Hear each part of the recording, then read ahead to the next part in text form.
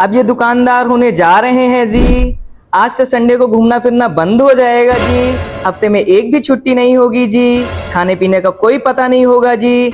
हर festival shop पर ही मनाना पड़ेगा जी। स्टाफ की salary, rent, stock, accounting, social media, marketing, management, इन सब की जिम्मेदारी इनकी अकेले की होगी जी। धंधा मद्दा होगा तब भी फेस में स्माइल रखनी होगी जी। सिर्फ दुकान में आने का टाइम फिक्स होगा, जाने का कोई टाइम फिक्स नहीं होगा जी। सब आपको सेठ जी बोलेंगे, पर मजदूरों वाली लाइफ होगी जी। घर पर मम्मी नाराज होंगी चलेगा, पर दुकान में स्टाफ नाराज नहीं होना चाहिए जी। अपनी आगे की जिंदगी दुकान को समर्पित करनी होगी जी। Oh my God!